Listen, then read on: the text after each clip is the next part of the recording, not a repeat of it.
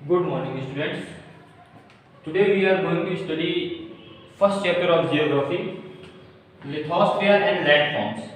First of all, we have to study what is landforms and lithosphere. What about lithosphere? Lithosphere means the outer crust of the earth. Outer crust means the outer part of the earth. Here we have to study the following topics in this chapter. What is lithosphere?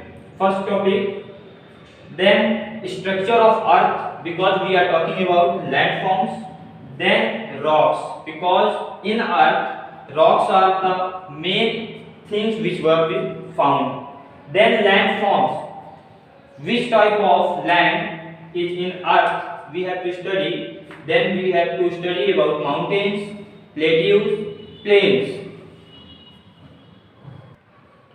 Yes, we are talking about, हम सभी लोग बात कर रहे हैं lithosphere के बारे में। लिथोस्फीयर अर्थ का सबसे आखिरी पार्ट होता है जिसे हम लोग आउटर क्रस्ट ऑफ अर्थ भी कहते हैं। लिथोस्फीयर की अगर हम लोग बात करते हैं, सबसे पहले हम अर्थ की बात करते हैं। अर्थ में दो प्रकार की चीजें होती हैं, पहली होती है हाइड्रोस्फीयर, दूसरी होती है लिथोस्फीयर। हाइड्रोस्फीयर और लिथोस्फीयर, हाइड्रो मतलब होता है वाटर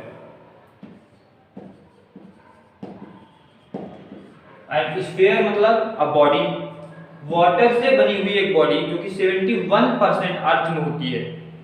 दूसरी होती है लिथोस। लिथोस का मतलब होता है लैंड। बेसिकली अगर आउटर मोस्ट क्रस्ट की बात करें तो उनका आउटर मोस्ट क्रस्ट जो होता है अर्थ का वो होता है लैंड। लैंड मींस जमीन, स्फीयर मींस वही बॉडी।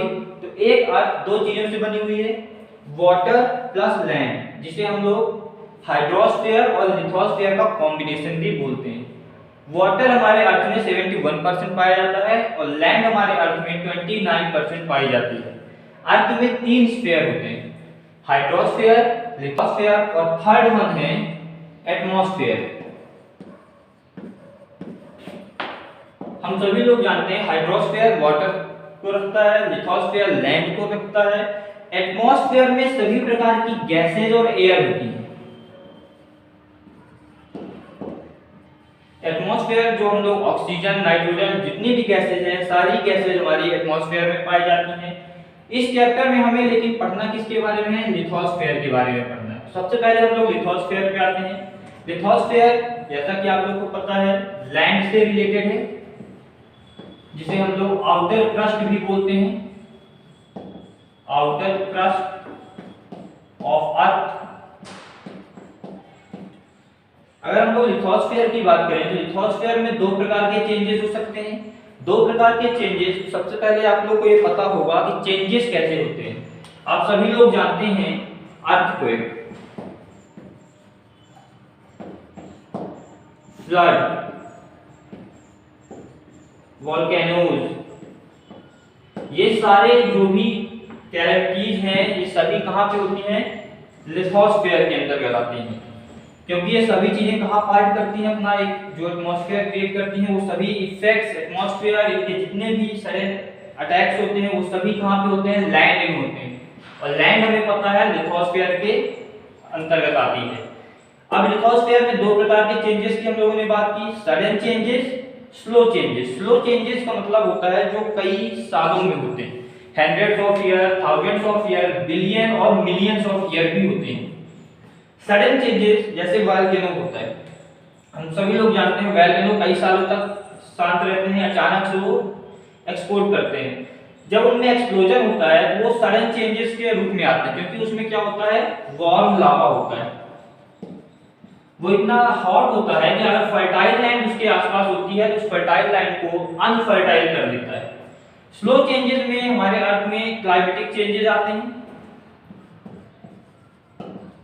सबसे पहले क्लाइमेटिक चेंजेस। दूसरा हमारा जो स्लो चेंजेस में आता है, जो भी हम लोग नेचुरल गैस वगैरह पाते हैं जैसे पेट्रोलियम हो गया, सीएनजी हो गई, ये सभी चीजें जो भी हमें मिलती हैं ये हमें स्लो चेंजेस के अंतर्गत मिलती हैं। स्लो चेंजेस किसमें होते हैं? फॉसिल्स में।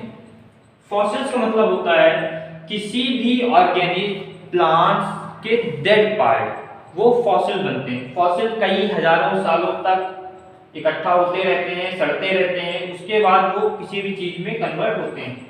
किसी भी चीज का मतलब है गोल्ड, पेट्रोलियम, कोल, स्टोन, रॉक्स, इनमें भी चेंजेस होते हैं। लिथोस्फीयर के बाद अब हम सभी लोग बात करते हैं अर्थ के बारे में। तो अर्थ के बारे में बात करते हैं तो सबसे पहले हम अर्थ का स्ट्रक्चर जानते हैं। Structure of earth. Structure of earth में 3 पार्ट होते हैं। स्ट्रक्चर ऑफ अर्थ, इसके 3 पार्ट होते हैं। पहला पार्ट होता है आउटर पार्ट, जिसे हम लोग अर्थ क्रस्ट भी बोलते हैं।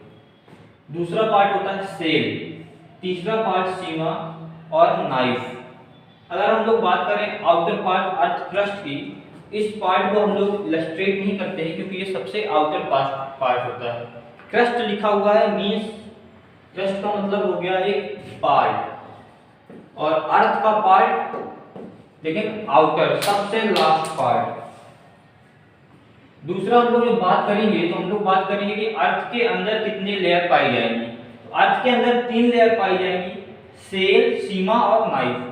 अगर हम लोग बात करें सेल, तो आउटर पार्ट के जस्ट नीचे वाली जो लेयर होती है उसे हम लोग बात करते हैं, कहते हैं सेल। सेल में सबसे ज्यादा जो एलिमेंट्स पाए जाते हैं, मेटल्स पाए जाते हैं, उसका पहला नाम है सिलिका और दूसरा नाम है एल्यूमिनियम। ये दोनों मेटल्स सेल लेयर में सबसे ज्यादा पाए जाते हैं। सेल लेयर की जो एवरेज डेंसिटी होती है वो होती है 2.7 ग्राम पर क्यूबिक सेंटीमीटर। दूसरा जो सेल के जस्ट बिलो आएगा वो होता है सीमा लेयर। सीमा लेयर में 2 एलिमेंट सबसे ज्यादा पाए जाते हैं, सिलिकॉन एंड मैग्नीशियम। इसमें भी जो डेंसिटी होती है वो 2.9 से 4.7 ग्राम की होती है। जो लास्ट पार्ट है हमारा नाइफ, ये सबसे ज्यादा मेटेलिक पार्ट कहलाता है। इसमें सबसे ज्यादा हाईएस्ट वेट और हाईएस्ट डेंसिटी वाले पार्ट पाए जाते हैं। अब जो मेटेलिक ओर है, इसको हम लोग नाइफ को मेटेलिक पार्ट पाए जाने के कारण हम लोग इसको जो दूसरा नाम दिया गया है वो क्या बोलते हैं, मेटेलिक ओर, जिसमें फेरियम और निकल सबसे ज्यादा पाए जाते हैं। फेरियम और निकल का जो वेट होता है वो सबसे ज्यादा होता है। इसकी जो एवरेज डेंसिटी होती है वो अप्रॉक्स होती है 12 ग्राम पर सेंटीमीटर क्यूब, या क्यूबिक सेंटीमीटर भी हम लोग इसे बोलते हैं।